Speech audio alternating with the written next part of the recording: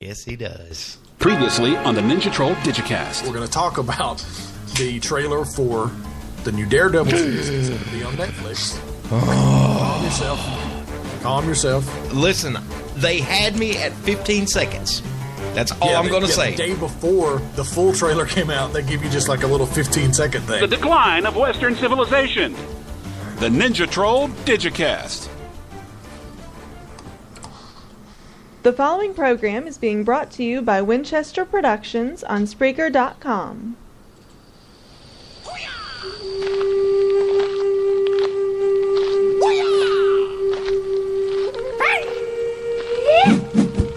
Prepare yourself. Oh, this is the Ninja Troll radio show. And welcome once again to an all-new stirring rendition of the Ninja Troll Digicast, heard right here on Spreaker.com.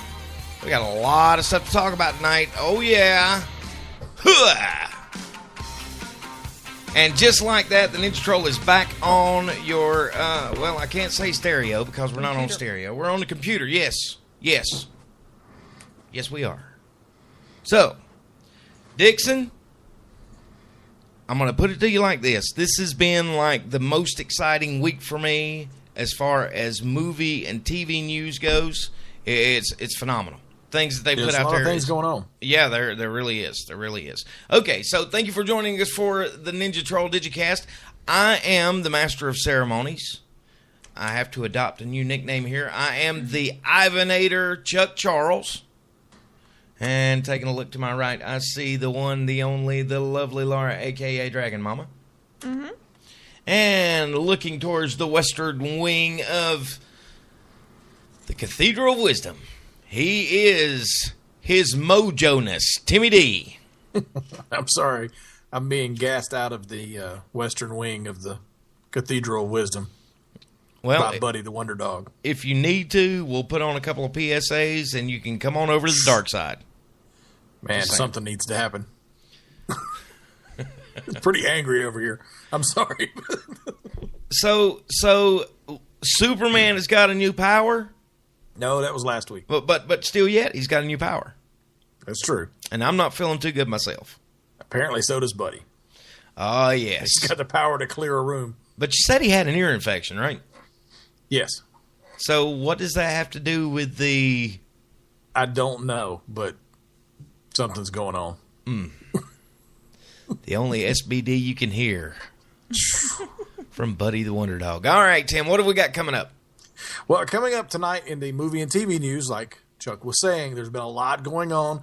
We're going to tell you about Spiderman coming home, but somebody's not coming with him. I'm coming so we'll tell you about home, that. I'm coming home. Also, in the comic rack, DC Comics is going to do away with the new 52 imprint. So we're going to take a look at that, what new series they're going to start after Convergence, and what they're going to do with their publishing line. And we're also going to have an interview that we recorded 2 weeks ago at the MiniCon. We've got an interview with Tom Gardner from the 501st Star Wars cosplay group. So we got that and a whole lot more coming up right here on the Ninja Troll Digicast. But before we can go any farther, we got to bring in the man. He is the real deal. This is the Gavinator. Hi, Ninja Trolls. This is Gavin Ray. It's time now for the Pledge of Allegiance. I pledge allegiance to the flag of the United States of America and to the republic for which it stands, one nation, under God, indivisible, with liberty and justice for all. Amen. Spanning the World Wide Web, it's time for the Ninja Troll Radio Show news with the lovely Laura, a.k.a. Dragon Mama. So I think what I'm going to do for Gavin. And that would be me. Yes, that would be you. I think what I'm going to do for Gavin is I'm going to bill him like a pro wrestler. He is 55 pounds of twisted steel and sex appeal. Dude. No. Nope. No. Well, I'm talking about for the little girls there at school. No. No. Wow. He's okay. still pining That ain't over right. his girlfriend. Well, okay. So what you got in the news? Okay. So we're going to start with the actual news, and then I'm going to add in a little additional aside at the end. So, we have all had that moment where you have forgotten your keys for your house, and the door's locked. At that point, you have to figure out how you're going to get into the house. Yes. Especially if you have a shorter, younger individual with you. Yes. Who needs to get into the house as well. Yes. Okay. So, generally speaking, what's the first thing you try? The windows. Mm-hmm. Back door. Mm-hmm. Looking under the mat to see if the key's there. Mm-hmm. So you do logical things. Yes. Okay.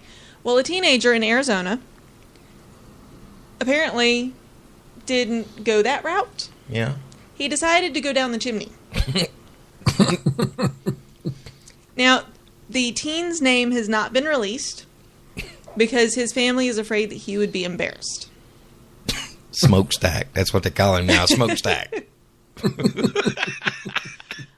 Firefighters were able to get him out. He was not in any way injured. He was covered in soot.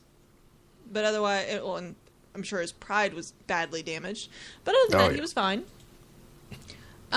Smoky.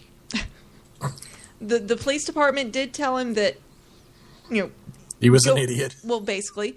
And going forward, trying to go down the chimney is a very stupid way to try to get in the house because you're either going to get stuck and potentially die, or you're not going to get stuck and you're going to hit the floor as if you jumped off the roof to the ground. Because there's nothing to break your fall at the bottom of the chimney except what holds the wood in the fireplace or gas logs or whatever is there. So, yeah, if you forget your keys, do not go down the chimney. Ho, ho, ho. Unless you're Santa. That you can do, yeah. But, he has magic on his side, so. True. Apparently the teenager did not. Well, apparently it's magical to get his fat ass down the chimney. That's all I'm saying.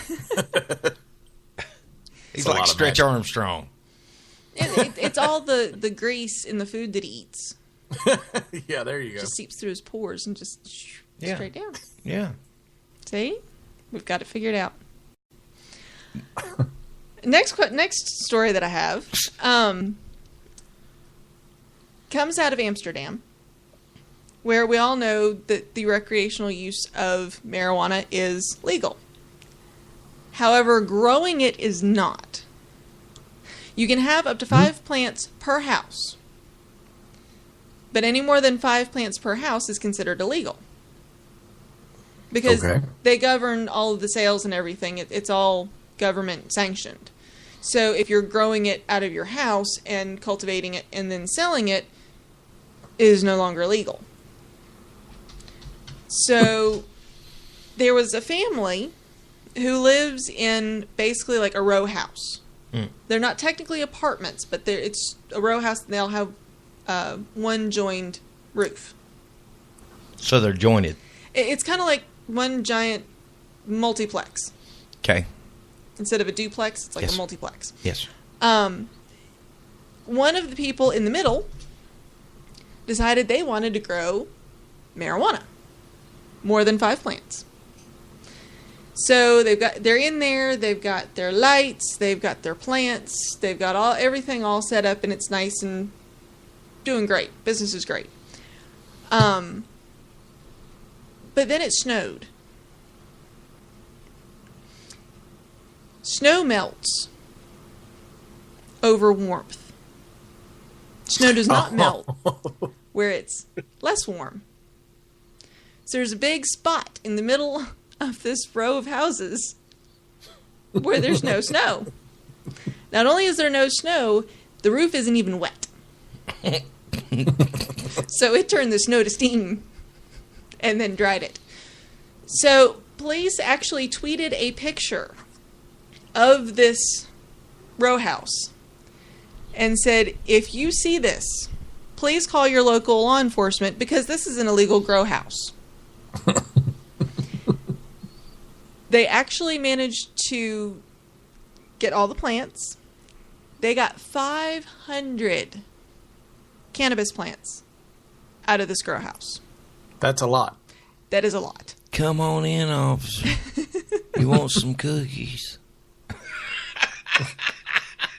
probably standing there in shorts and T-shirts. Probably.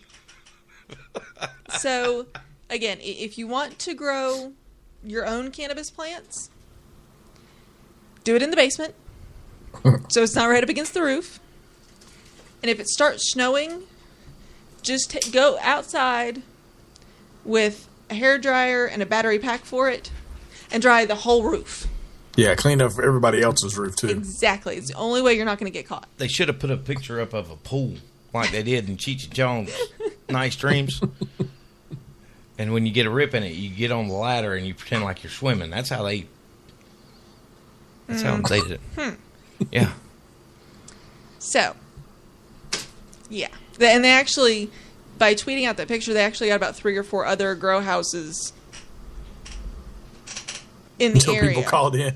Yeah, because people are like, oh, my neighbor's house looks like that. Oh, thank you. So, needless to say, it was a pretty good way of finding... it's a pretty good way of finding out where your bad guys are hiding. Sorry, I had to have me a cool, refreshing beverage. Apparently. Open that can of whoop ass is what I'm doing. For whoever narked on the people growing. They're in trouble now. Buzzkill? No, yeah. Anyways, the last story I have. Is it a space story? No. Oh, dang it. When are we going back to Uranus? You're not going back to mine. Yikes. Go ahead. When there's something worth reporting in space, I will report it. Okay? Actually, I did see something. Uh-oh. A crew for an upcoming mission to the International Space Station. Mm-hmm. Yes. When they did their official, I guess, team photo, they were all dressed like Jedis. It was pretty cool. Wow. Anyways, my last story is an update on Zombie Cat, who we reported on last week. Updates. Updates, yes. Now, we very rarely get updates on the stories that I get to report on. Yes. So, I was kind of excited when I saw that there was an update on this one. So, Ellis Hudson was Zombie Cat's owner when Zombie Cat went from Bart the Cat to Bart the Zombie Cat. It went from Bart to... So, the cat has been in the care of the Tampa, Florida Humane Society. Yes. And he's undergone several surgeries to take care of a fractured jaw. They did have to remove one of his eyes, the one that was all nasty and cloudy looking, and several facial injuries that have had to have surgery to kind of reconstruct the face a little bit. So he looks kind of funny on one side. It's all sunk in. It's like half zombie now after the surgeries, although he doesn't look quite as bad as he did in the original pictures. But Ellis Hudson is extremely upset because the Humane Society was supposed to release Bart back to his owner once all the surgeries were done. Now, people have donated money from all over the world to help pay for his surgeries and such because the owner couldn't afford them. Right. Which is something that the Humane Society does freely on a regular basis. You know, they'll say, you know, if you can't afford it, we'll see if we can get funding for it. They tell a story, the animal gets surgeries or whatever it is that they're needing. Well, the Humane Society claims that due to the events leading up to Bart's half-death, that they needed to do a home investigation of Ellis's home to make sure that there was nothing out of the ordinary. You know, that the animals were well taken care of and that sort of thing. So Due to the fact of him becoming a undead hellcat, they need to make sure there's not some kind of portal to the ninth ring of hell in that house. Basically. Get out!